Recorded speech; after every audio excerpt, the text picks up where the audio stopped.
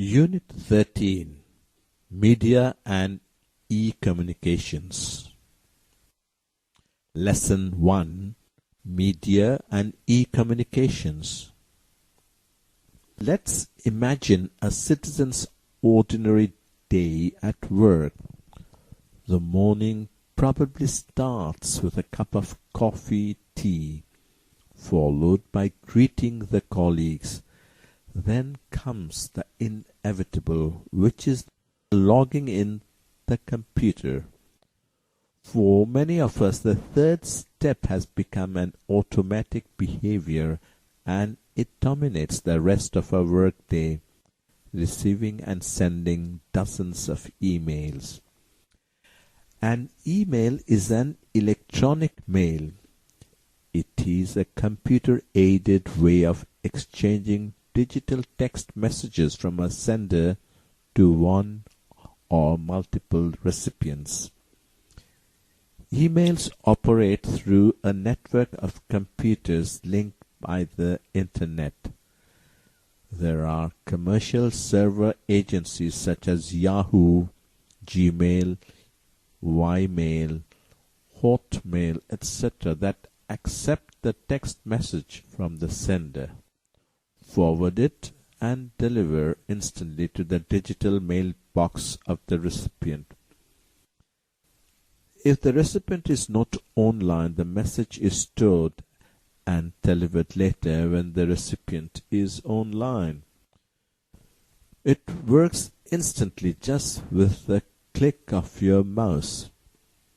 It has been a powerful communications tool in modern life. Pair work. Read the following email exchanged between two friends. Like an informal letter, an email to a close one is casually written. Identify the mistakes in the main body of the message, discuss with your partner, and correct them. Hi Motushi, thanks for your mail. I'll fly from Ottawa on 7:36 hours local time on 13 July with Qatar Airlines via London Doha and land Dhaka on 15 July around 1341 hours local time. Wish to stay 2 days in the Cox's Bazar and 1 day in Khulna. Return flight on 21st July at 304 hours local time. Keep fine and in touch. Hope to see you soon. Alexa.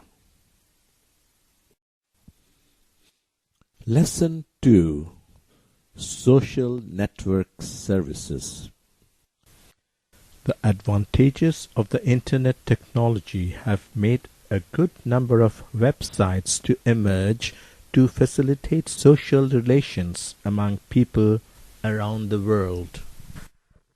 These are known as social networking services or social networks.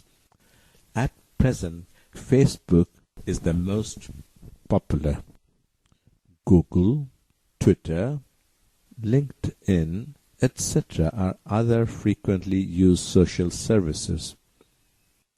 Social network services are web-based and hence provide ways for the users to interact through the Internet.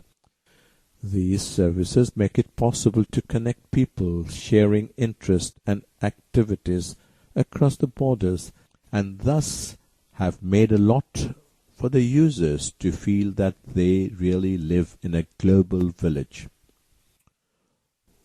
Why are social networks expanding so fast? The answer is simple. Most of the social services are cost-free.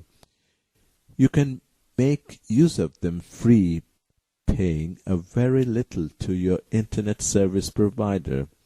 Secondly, you can make your personal profile public before the entire online community. It is like presenting yourself before the entire world. You can also look into the other people's profile if you are interested. It is simple and easy. Thirdly, social networks allow users to upload pictures, multimedia contents and modify the profile. Some services like Facebook allows users to update their profiles. Fourthly, networks allow users to post blog entries. User profiles have a section dedicated to comments from friends and other users. Finally, there are privacy protection measures too. A user himself or herself decides over the number of visitors, viewers, and what information should be shared with others.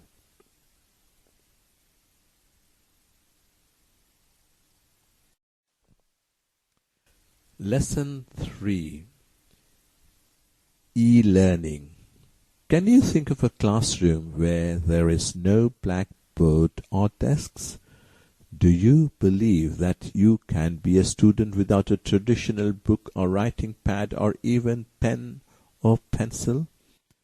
Are you not thrilled to imagine that you have asked a question and your tutor is answering that while flying mid-air in a Boeing from California to Tokyo? These are all possible in a virtual campus in the system of e-learning. No kidding. For quite a long time, educationists have been utilizing the advantages of computer technology. The social networking services have a huge potential to help educationists in this sector. They have access to millions of people worldwide. Educationists have noticed that a large number of social network users come from young generation and especially belong to student community. So, side by side with computer assisted teaching learning software, online educational programs are evolving fairly rapidly to assist conventional education system. But is that e-learning? We may confuse distant education or computer-based learning or computer-assisted training or even online education programs with e-learning. But we should be cautious about the mix-up. What happens in an online education program? Maybe you get some materials online from your tutor. Maybe you submit your assignment through email, or even you may take your test online. But there must be some conventional campus, a department institute from where your certificate will come. But in e-learning, as said by global e-learning guru Dr. Badrul H. Khan, every step such as registration, admission, classroom entry and exit, classwork, attendance, discussion with course mates, feedback, exams and finally certification must take place electronically through computer and the internet technology in a virtual campus. Everything is digitized and conducted by a system called Learning Management System. So online education programs blend various components of e-learning. The revolutionary concept of e-learning is already in its practice phase in many parts of the world. Professor Khan has developed a framework and important literatures on e-learning which have been praised by pundits worldwide, including Bangladesh. Professor Khan is especially enthusiastic about the prospect of e-learning in Bangladesh. How would you feel if Bangladesh contemplates establishing South Asia's first virtual university? Won't it be a pioneering step for us in the world of e-learning? Let's keep our fingers crossed. Born and graduated in Bangladesh, Dr. Badrul H. Khan was a professor at the George Washington University and the University of Texas, USA. He is one of the celebrated theorists in the field of e-learning.